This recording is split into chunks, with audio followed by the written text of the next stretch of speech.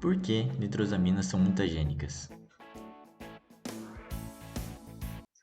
A explicação da mutagenicidade das nitrosaminas é baseada no metabolismo delas.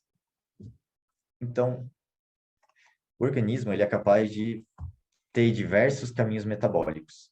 Aqui a gente tem alguns exemplos dele e classificação. Mas, basicamente, a nitrosamina em si, do jeito que ela é formada, a estrutura que a gente procura, ela não é mutagênica. O que é mutagênico é o metabólito dela.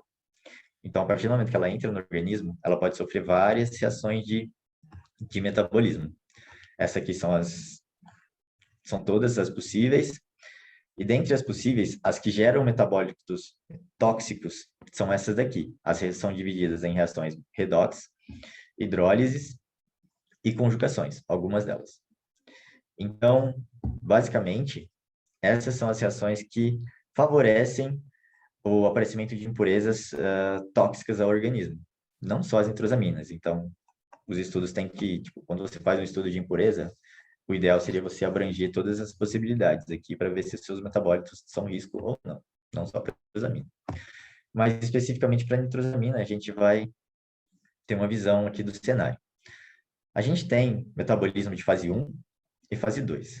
O metabolismo de fase 1 são modificações simples da molécula, por exemplo, uma oxidação, uma hidroxilação, são modificações simples, basicamente.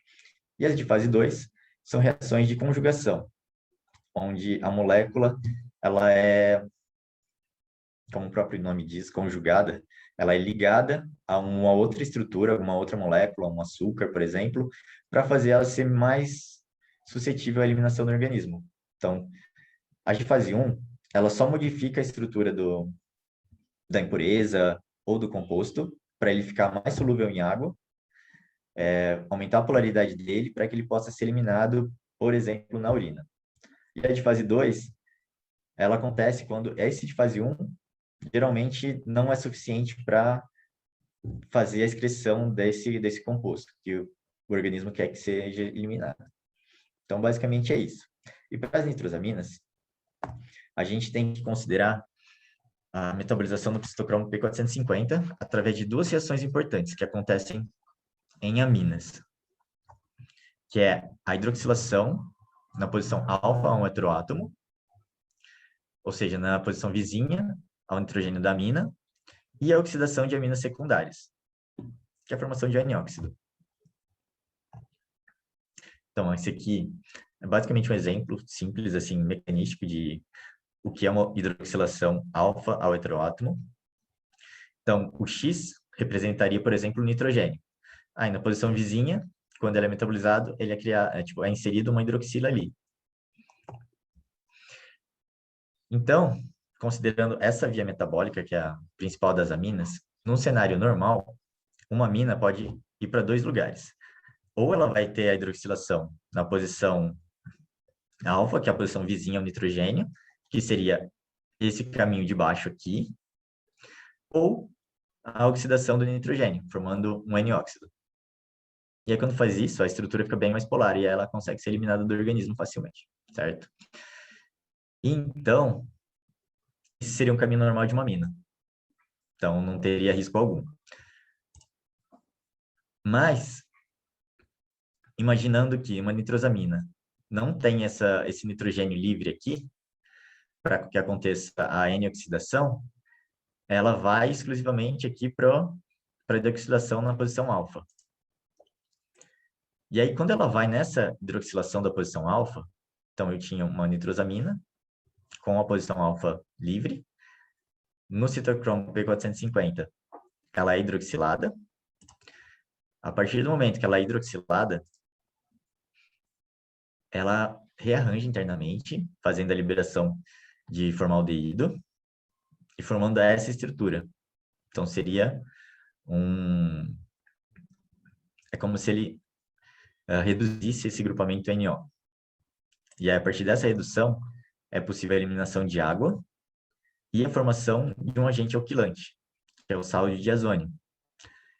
Então, quando é formado esse sal de diazônio, que surge o problema, que surge a mutagenicidade. Por quê? Esse sal de diazônio é um reagente muito comum e usado na síntese, tipo, uns 100 anos atrás, assim, para fazer alquilação de compostos. Ele é muito reativo. Então, o que que acontece? Quando eu formo isso no organismo, o organismo é capaz de sofrer alquilação do DNA. Porque, tipo, se é uma coisa que acontece numa reação normal, ela acontece no organismo.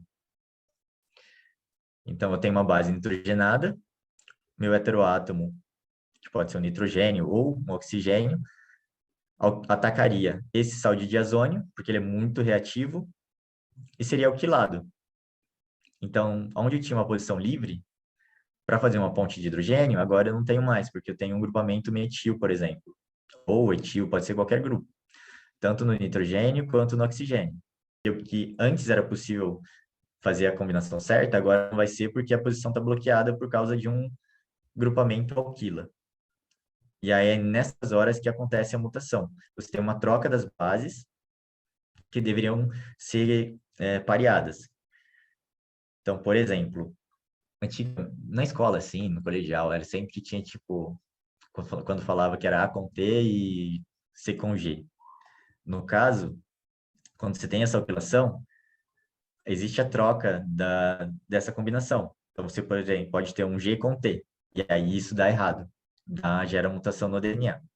Essa mutação é uma coisa que acontece naturalmente, porque existem inúmeros agentes alquilantes que a gente ingere todo dia, e o organismo é capaz de reparar isso.